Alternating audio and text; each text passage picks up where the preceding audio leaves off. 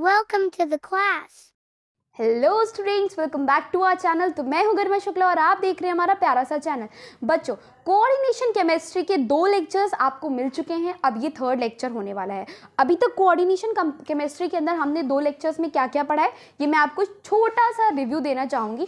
अभी तक आपने जाना कि कोऑर्डिनेशन कंपाउंड के कुछ बेसिक कॉन्सेप्ट, जिसमें हमने मेटल लिगेंड्स के बारे में बताया। फिर आपने जाना उनके बारे की डेफिनेशंस, कि उनकी डेफिनेशंस में छोटी छोटी सी मैंने लिखवा दी थी। फिर आपने जाने लिगेंड्स और लिगेंड्स के कुछ टाइप, जो मैंने एम्बीडेंटेड लिगेंड्स तक 2nd लेक्चर में कवर कर दिया है। अब बात आती है 3rd लेक्चर में। आज का लेक्चर हमारा होने वाला है नेमिंग ऑफ कॉम्प्लेक्स कंपाउंड्स। अब हम नेमिंग ऑफ कॉम्प्लेक्स कंपाउंड्स के ऊपर कुछ बात करेंगे। उससे पहले हम 2 लिगेंड्स जो हम वहाँ पे डिस्कस कर चुके हैं, वो यहाँ पर हम डिस्कस करके हल्का सा आपको आगे बताएंगे। जैसे एक एम्बीडेंटेड लिगेंड्स और एक चिलेट लिगेंड्स। तो बता देते हैं फटाफट आपको कि एम्बीडेंटेड लिगेंड क्या होते हैं। एम्बीडेंटेड ligands, for example NO2 ONO, CN NC। ठीक है, तो एग्जाम्पल है, बट एम्बीडेंटेड लिगेंड होते कौन से लिगेंड्स है? वो लिगेंड्स जिनके पास 2 डोनर साइट होती हैं, but at a time they can use only 1 donor site. ऐसे लिगेंड्स जिसके पास 2 डोनर साइट होती है, बट एट अ टाइम मतलब एक समय पर वो एक ही साइट का यूज़ कर सकते हैं मेटल आटम से अटैच होने के लिए।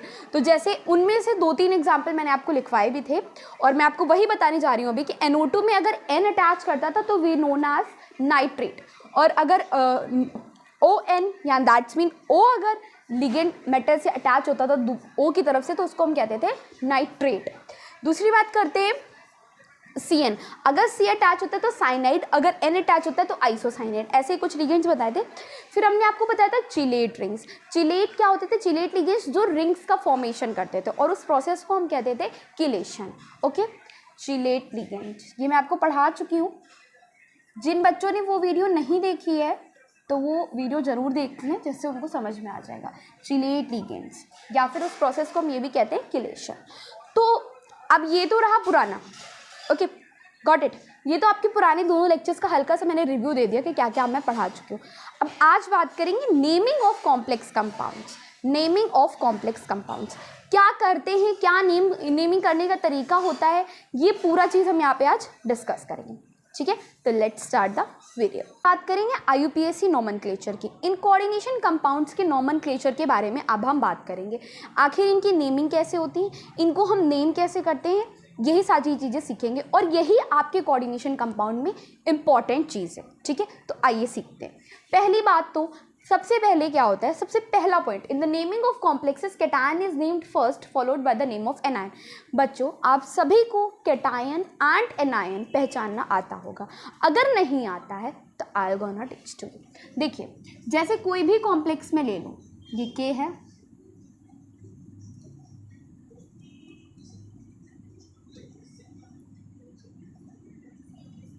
ठीक है, आप सबको ये दिख रहा होगा KFeCN का होल 6। जो पार्ट कैटायनिक होता है, जिस पे प्लस चार्ज होता है, और ये पार्ट एनायनिक होता है। ठीक है, विल फर्दर ब्रेक इट, तो ये K+ में टूटेगा और ये माइनस में टूटेगा। तो अगर ये K+ है, दैट मीन्स ये क्या है? कैटायनिक पार्ट है। बच्चों, क्या है? कैटायनिक पार्ट है। और ये क्या है? एक एनायनिक पार्ट है, मतलब इस पर एक नेगेटिव चार्ज है। तो मैंने क्या लिखा है फर्स्ट पॉइंट पे, ध्यान से सुनिएगा, पढ़िए, देखिए भी। In the naming of complexes, ऐसे कॉम्प्लेक्सेस को नेमिंग करने के लिए सबसे पहले हम कैटायन के नाम लिखते हैं। मतलब कैटायन अगर पहले पोटाशियम है तो हम पहले पोटाशियम लिखेंगे, तब हम नेम करेंगे, कोऑर्डिनेशन स्फीयर के अंदर की नेमिंग को स्टार्ट करेंगे। Okay, now in the naming of complexes cation is named first followed by the names of anion. For example, सबसे पहले मैं लिखूंगी potassium, and then we will go to that coordination sphere and then we will name it as. Okay, so now let's go to the second point. In the naming the coordination sphere, the ligands are named first followed by the names of the central metal atom. Now second point, first is we named cation first and then we will named an anion. दूसरा point क्या कहता है कि अगर coordination की sphere, ये क्या है? एक कोऑर्डिनेशन स्फीयर है, इसकी अगर हम नेमिंग करेंगे तो कैसे करेंगे? सबसे पहले बात करें, यहाँ जो होता है वो मेटल होता है और यहाँ जो होता है वो लिगेंड होता है। आपको मैं बता चुकी हूँ फर्स्ट और सेकेंड लेक्चर में। ये लिगेंड होता है तो पहले नेम करेंगे लिगेंड्स को, क्या नाम करेंगे? पहले लिगेंड्स को। तो naming of ligands is followed by the name of central metal atom. तो वी विल नेम लिगेंड्स, और लिगेंड्स कितने हैं हम ये भी दिखाएंगे, ठीक है। फिर हम सेंट्रल मेटल एटम का नाम लिखेंगे। अब बात करते हैं कि naming of ligands, what we will talk about naming of ligands. अब लिगेंड्स के नाम देते समय में क्या बात ध्यान रखनी है? सबसे पहले बात, अगर एक लिगेंड्स है तो कोई बात नहीं है। अगर एक से ज़्यादा लिगेंड आ गए, फॉर एग्जाम्पल अभी यहाँ पे मैंने एक लिगेंड लिया, अभी मैं एक और लिगेंड ले लेती, तो मैं क्या करती, we will named in an alphabetical order before the name of the central metal atom.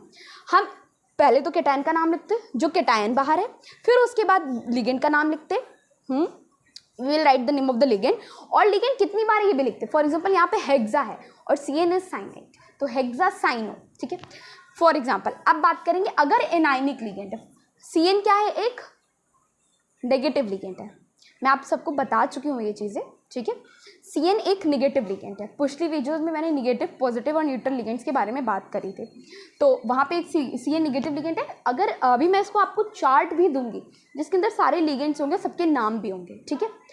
तो CN एक नेगेटिव लिगेंड है, तो उसके नाम किससे एंड होंगे? Underline it, and with O, ठीक है। अब देखिए कैसे, CN पर कितना चार्ज होता है? -1 का। तो CN एक नेगेटिव लिगेंड है, इसका नाम होता है साइनाइड, बट अब ये लिगेंड की तरह एक्ट करेगा। तो मैंने कहा एनाइनिक लिगेंड, दैट मीन जिनके ऊपर नेगेटिव चार्ज होता है उनके नाम कैसे एंड होते हैं? O से, तो इसका नाम एंड होगा साइनो। गॉट इट बच्चों? अभी मैं आपको चार्ट दूंगी, परेशान मत होइए, पहले आप ये चीज़ें नोट कर लीजिए अपनी कॉपी पे, और कॉपी पेन लेके बैठे ताकि इन चीज़ों को आप नोट करते रहिए, क्योंकि बाद में नोट करने का टाइम नहीं मिलेगा आपको। Neutral and cationic ligands, neutral and cationic ligands have same name. मतलब देखिए, अगर न्यूट्रल लिगेंड होगा, कुछ लिगेंड्स को मैंने छोड़ करके बता दिए हैं ऐसे, जो अगर वो लिगेंड्स है तो उनका जो नाम होता है वो ही नाम होता है, ठीक है। अगर उनका नाम, for example we will talk about NH3, तो NH3 का यहाँ पे अमीन हो गया, H2O का एक्वा हो गया, CO का कार्बोनिल हो गया, एंड NO का नाइट्रोसिल हो गया, ठीक है। अगर कैटायनिक लिगेंड है तो उनके जो नाम होते हैं वो वही रहते हैं, ठीक है। अब ये न्यूट्रल है तो भी वही रहेगा, फॉर एग्जाम्पल H2O एक न्यूट्रल लिगेंड है, NH3 एक न्यूट्रल लिगेंड है, ठीक है। तो बात करेंगे, इन चार नाम को लिख लीजिएगा कि H2O को एक्वा कहते हैं, NH3 को अमीन कहते हैं, CO को कार्बोनिल कहते हैं, NO को नाइट्रोसिल कहते हैं। इन चार नाम के अलावा भी मैं आपको एक चार्ट प्रोवाइड कराऊंगी, ठीक है। आगे बढ़ते हैं। Third is prefix mono di try, मतलब प्रीफिक्स मतलब नाम से पहले, जैसे यहाँ पे कितनी बार है? 6 बार, तो हम हेक्सासाइनो लिखेंगे। Prefix mono di tri are used to indicate the number of individual ligands, मतलब कितने लिगेंड्स हैं ये यूज़ करने के लिए हम किसको यूज़ करते हैं? मोनो डाई ट्राई टेट्रा पेंटा हेक्सा, ठीक है। बहुत ही आसान है, फिर से मैं आपको थोड़ा सा बता देती हूँ कि क्या था।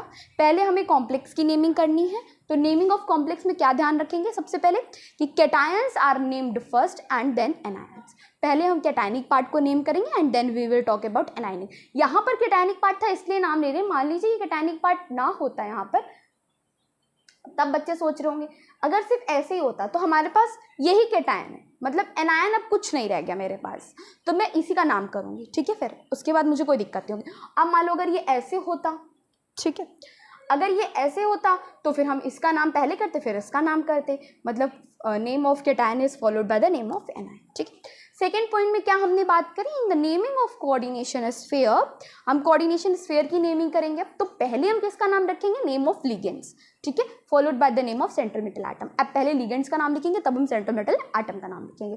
थर्ड पॉइंट में क्या बात करिए? Naming of ligands.